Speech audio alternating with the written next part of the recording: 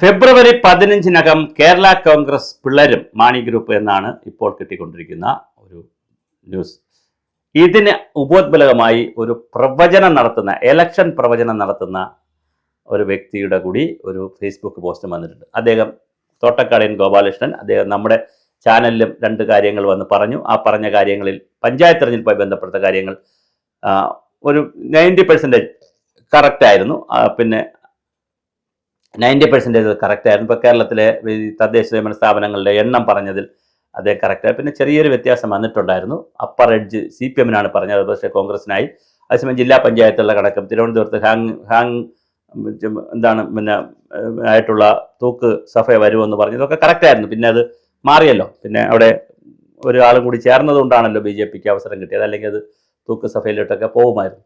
അപ്പോൾ എന്തായാലും അദ്ദേഹത്തിൻ്റെ ഒരു പ്രവചനവും വന്നിട്ടുണ്ട്. അല്ലാതെയും രാഷ്ട്രീയ രംഗത്ത് നിന്ന്, കോട്ടയം രാഷ്ട്രീയത്തിൽ നിന്ന് കിട്ടുന്നത് ഇതാണ്. കത്തോലിക്ക സഭയുടെ വേണ്ടപ്പെട്ടവരിൽ നിന്ന് കിട്ടുന്നതും ഇതാണ് വാർത്ത. കത്തോലിക്ക സഭ വളരെ സ്ട്രോങ് ആയി കേരള കോൺഗ്രസിനെ വലതുപക്ഷത്തേക്ക് UDF-ലേക്ക് പോകണം എന്ന് പറയുന്നുണ്ട്. പക്ഷെ ജോസ് കെ മാണിക്ക് വ്യക്തിപരമായി അതിനോട് താല്പര്യമില്ല. പക്ഷേ കഴിഞ്ഞ ദിവസത്തെ തിരുവനന്തപുരത്ത് നടന്ന LDF യോഗത്തിൽ കേരള കോൺഗ്രസിൽ നിന്ന് ആരും പങ്കെടുത്തിട്ടില്ല എന്നാണ് അറിയുന്നത്. അതിന് പറഞ്ഞ ന്യായം ഞങ്ങൾക്ക് സമയം കിട്ടിയില്ല, മുൻകൂട്ടി പരിപാടി. പക്ഷേ തിരുവനന്തപുരം ജില്ലയിൽ നിന്ന് പോലും ആരും പങ്കെടുത്തില്ല എന്നുള്ളതാണ്. ആരെയും പ്രതിനിധികളായിട്ട് പോലും അയച്ചില്ല എന്നാണ് അറിയുന്നത്. LDF യോഗത്തിൽ വിട്ടുനിന്നു എന്നൊരു വാർത്തയുണ്ട്. 100% കറക്റ്റാണോ എന്നറിയില്ല, പക്ഷേ വിട്ടുനിന്നു എന്നാണ് ഫേസ്ബുക്ക് പോസ്റ്റും വാർത്തയും. അതുപോലെ തന്നെ കത്തോലിക്ക സഭയും കേരള കോൺഗ്രസ് മാണി ഗ്രൂപ്പിലെ മഹാഭൂരിപക്ഷം വരുന്ന പ്രവർത്തകരും 5 MLA-മാരിൽ 2 പേരും, അത് ഒരാളെയാണ് പറയുന്നത്, പക്ഷേ 2 പേരും ഒരു വശത്തും 3 പേര് വേറൊരു വശത്തും നിൽക്കാനുള്ള സാധ്യതയുണ്ട്. പ്രവർത്തകരിൽ മഹാഭൂരിപക്ഷവും കേരള കോൺഗ്രസ് വിട്ടു പോകണം, LDF-ൽ നിന്ന് ആഗ്രഹിക്കുന്നവരാണ്. ഒന്നുകിൽ കേരള കോൺഗ്രസ് രണ്ടാകും, വീണ്ടും ഒരു കേരള കോൺഗ്രസ് കൂടി ഉണ്ടാകാനുള്ള സാധ്യതയുണ്ട്. അത് UDF-ലേക്ക് പോകാനുള്ള സാധ്യതയുണ്ട്. അല്ലെങ്കിൽ അങ്ങനെ കുറേ പേർ ജോസഫ് ഗ്രൂപ്പിലേക്ക് ലയിക്കാനുള്ള സാധ്യതയും കാണുന്നു. 3 സാധ്യതയാണ് കോട്ടയം, ഇടുക്കി, എറണാകുളം ജില്ലകളിലെ കേരള കോൺഗ്രസ് ബെൽറ്റുകളിൽ നിന്ന് കിട്ടുന്ന 3 വാർത്തകളാണ്. ഒന്ന്, UDF-ലേക്ക് കേരള കോൺഗ്രസ് പോകാൻ സാധ്യതയുണ്ട്, നമ്പർ 1. 2, ഇനി ജോസ് കെ മാണിക്ക് അതിനോടൊരു വലിയ താല്പര്യമില്ല വ്യക്തിപരമായിട്ടുള്ളത് കൊണ്ട് തന്നെ ജോസ് കെ മാണിയോടൊപ്പം നിൽക്കുന്ന MLA-മാർ, അങ്ങനെയും അല്ലാത്ത MLA-മാർ, പ്രത്യേകിച്ച് റോഷി അഗസ്റ്റിനൊക്കെ UDF-നോട് പോകണം എന്ന ആഗ്രഹമുള്ളവരാണ്. അങ്ങനെ ഒരു വിഭാഗം വേറൊരു പാർട്ടി കേരള കോൺഗ്രസ് ഉണ്ടാക്കിയാലും അത്ഭുതമില്ല. ഇനി അടുത്തൊരു വാദം എന്ന് പറയുന്നത് കേരള കോൺഗ്രസിലെ പ്രവർത്തകരായിട്ടുള്ളവർ, സാധാരണക്കാർ, വിശ്വാസികളായിട്ടുള്ളവർ, പ്രാദേശിക നേതാക്കൾക്കെല്ലാം UDF-ൽ പോകണമെന്നുണ്ട്. അതിൽ 2 ഓപ്ഷനാണ് അവർ കാണുന്നത്. ഒന്ന്, പുതിയ പാർട്ടി ഉണ്ടാക്കി പോവുക. 3 ഓപ്ഷനാണ്. ഒന്നിൽ കേരള കോൺഗ്രസിനെ UDF-ലേക്ക് മൊത്തത്തിൽ കൊണ്ടുപോവുക, അപ്പോൾ ജോസ് കെ മാണി അടക്കം കേരള കോൺഗ്രസിലേക്ക് കൊണ്ടുപോവുക. 2, പിന്നെ ഒരു പിളർപ്പുണ്ടാക്കി പുതിയൊരു പാർട്ടി ഉണ്ടാക്കി കേരള കോൺഗ്രസ് UDF-നോടൊപ്പം നിൽക്കുക, അല്ലെങ്കിൽ മഹാഭൂരിപക്ഷം ജോസഫ് ഗ്രൂപ്പിലേക്ക് ചേരുക. ഇങ്ങനെ 3 ഓപ്ഷനാണ് ഈ 3 ജില്ലകളിൽ കിടക്കുന്നത്. പാലാ മുനിസിപ്പാലിറ്റിയുടെ ചരിത്രത്തിലാദ്യമായി പിന്നെ കേരള കോൺഗ്രസിന് ഒരു സാധ്യത നഷ്ടപ്പെട്ടപ്പോൾ തീർച്ചയായിട്ടും അവർക്ക് ഒരു വലിയ അടിയാണ് കിട്ടിയിരിക്കുന്നത്. അതുകൊണ്ട് അവരുടെ ബാർഗെയിനിങ് കപ്പാസിറ്റി കുറവാണ്. UDF-ലേക്ക് ഇപ്പോൾ ആരും ക്ഷണിക്കുന്നുമില്ല. ക്ഷണിച്ചാലും ബാർഗെയിനിങ് കപ്പാസിറ്റി കുറവാണ്. കാരണം കോട്ടയം ജില്ലാ പഞ്ചായത്ത് ആകട്ടെ, അതുപോലെ തന്നെ മുനിസിപ്പാലിറ്റി ആകട്ടെ, കോട്ടയം, എറണാകുളം, ഇടുക്കി ജില്ലകളിലെ മഹാഭൂരിപക്ഷം, റോഷി അഗസ്റ്റിൻ്റെ പഞ്ചായത്തുകളിലൊക്കെ മഹാഭൂരിപക്ഷം സ്ഥലങ്ങളിലും ജയിച്ചിരിക്കുന്നത് കേരള കോൺഗ്രസ് ജോസഫ് ഗ്രൂപ്പോ കോൺഗ്രസോ ആണ്. അതുകൊണ്ട് തന്നെ വലിയ ഒരു പരുക്ക് പറ്റിയാണ് മാണി ഗ്രൂപ്പ് നിൽക്കുന്നത്. പക്ഷേ 2 പിളരാനുള്ള എല്ലാ സാധ്യതയുമാണ് ഇന്നത്തെ രാഷ്ട്രീയ നേതൃത്വം കാണുന്നത്.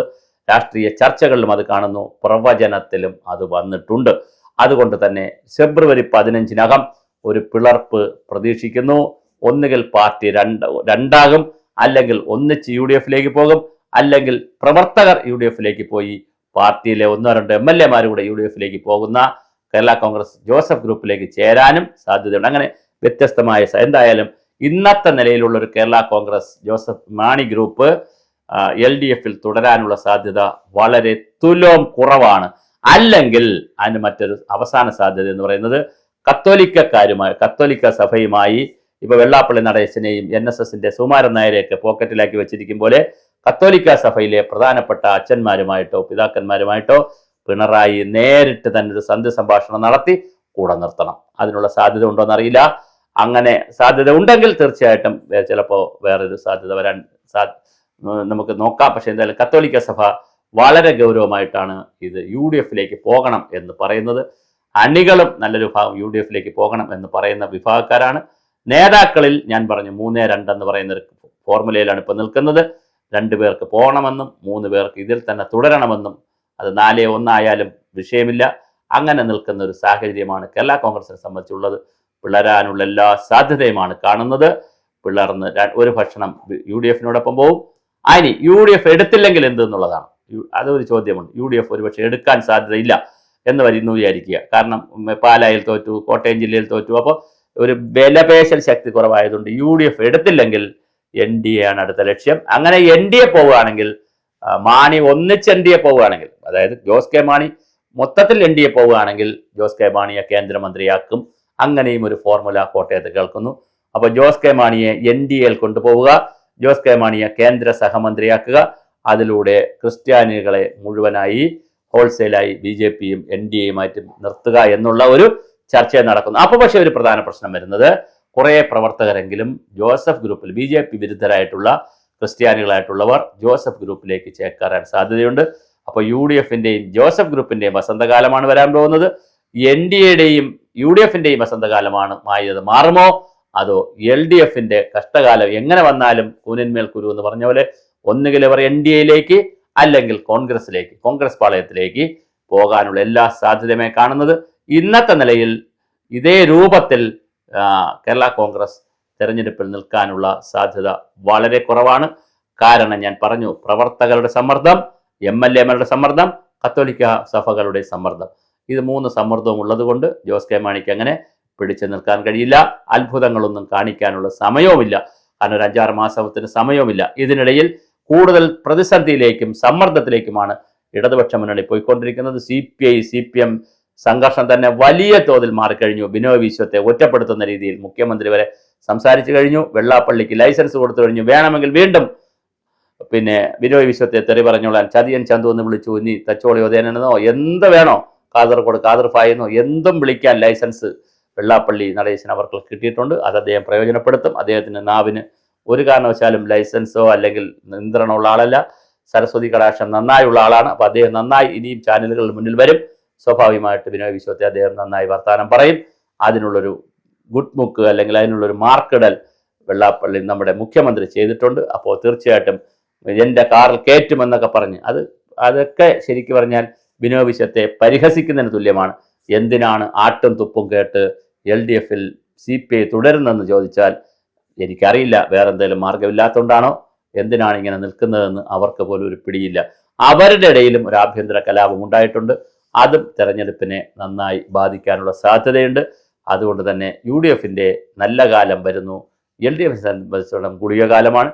NDA സംബന്ധിച്ചുള്ള അതിൻ്റെ ഇടയിൽ നിന്നുകൊണ്ട് ഒരു സെമി കാലത്തിലേക്ക് അവർക്ക് മാറാൻ കഴിയുന്നുണ്ട്. ഇതാണ് ഒരു രാഷ്ട്രീയ പശ്ചാത്തലം. എന്തായാലും കേരള കോൺഗ്രസ് മാണി ഗ്രൂപ്പ് പിളരാനുള്ള സാധ്യതയാണ് ഇന്നിപ്പോൾ കാണുന്നത്. അതൊന്നുകിൽ ഒന്നിച്ച് NDAയിൽ പോകും, അല്ലെങ്കിൽ അവർ പിളർന്ന് 2 പാർട്ടിയായി, ഒന്ന് UDF-ലും ഒന്ന് LDF-ലും തുടരാനാണ് സാധ്യത.